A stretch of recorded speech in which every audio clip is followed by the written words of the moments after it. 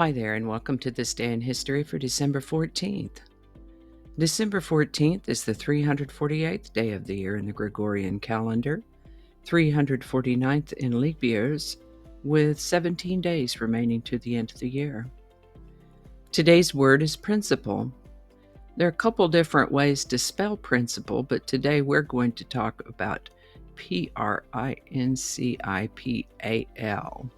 Principle could be an adjective or a noun. As an adjective, principal means most important, consequential, or influential, like a region's principal city. Or it could mean of or relating to or constituting principal, or a principal as in principal costs. Or, and we're still talking about adjectives here, being the person chiefly concerned in some legal proceeding, or main, as in the principal clause in the sentence.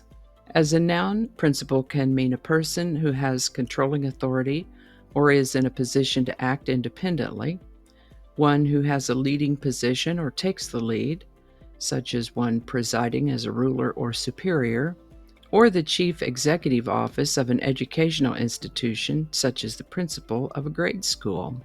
From here, there are still a long string of definitions of the word principal, but they all have to do with being the chief or main person, place, or thing. The word principal comes to us from Middle English, Middle French before that, Latin before that. First known use of the word principal is in the 1300s. Principal. And with that, I grew up in Oklahoma, and we had a requirement for a course of Oklahoma history in order to graduate high school. In my school, Oklahoma history happened in the 9th grade. My Oklahoma history teacher was Mr. Kelly, who was a coach of some sport and happened to be one of the school bus drivers. I didn't have him as a coach, so I don't remember now what sport he had, maybe basketball. But I did ride the bus he drove, Mr. Kelly. Anyway, I did well in that Oklahoma history class, and so I thought of him today as I came across this item. One of the things I learned in that class, by the way, was the names of what were called the 5 civilized tribes.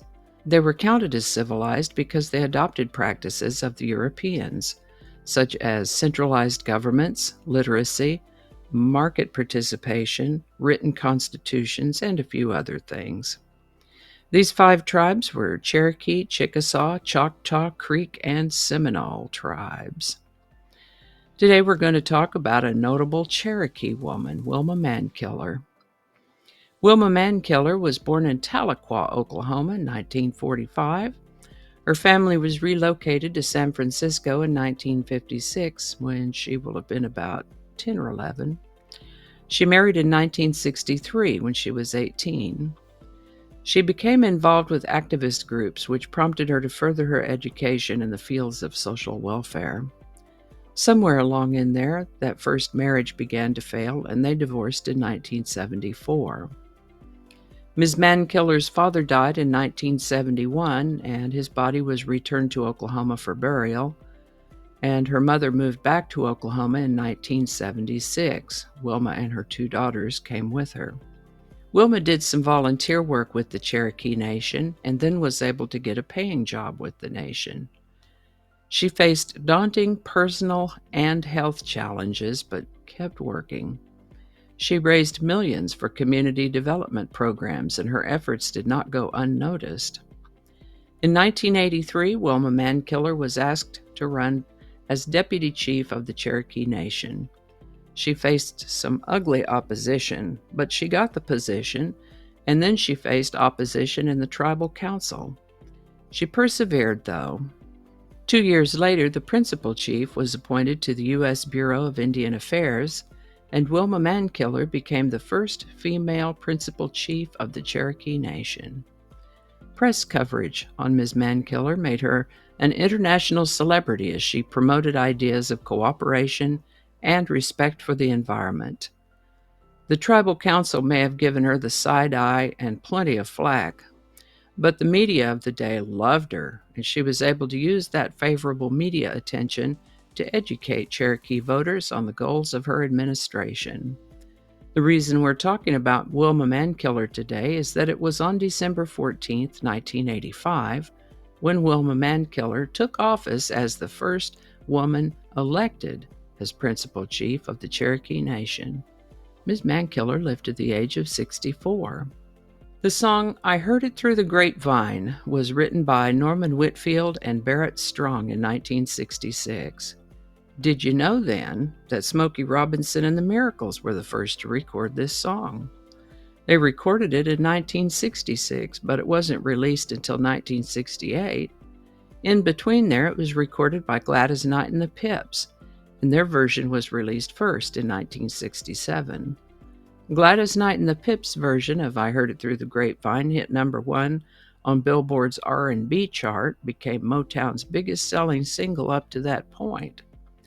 But what we're here to talk about today is Marvin Gaye's version of "I Heard It Through the Grapevine." The Marvin Gaye version was recorded on his album In the Groove.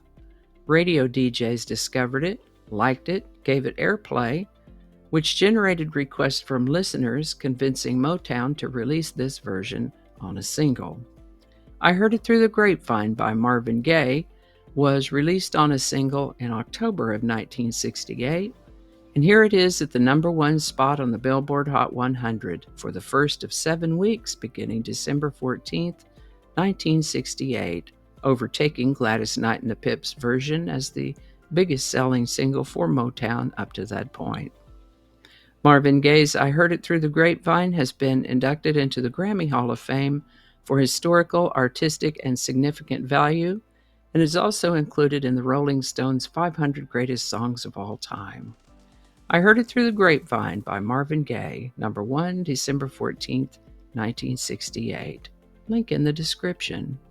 And I think that's going to do it for us today. Thank you so much for watching. Consider subscribing if you haven't already. Feel free to share this video with a link in your email, messaging, or social media.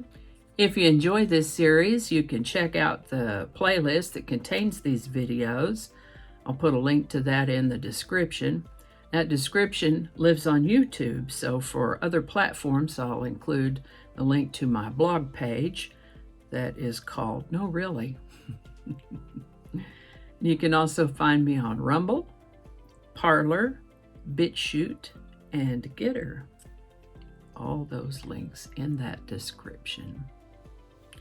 Alrighty, that's all I can think of right now. Thanks again, and I'll see you next time.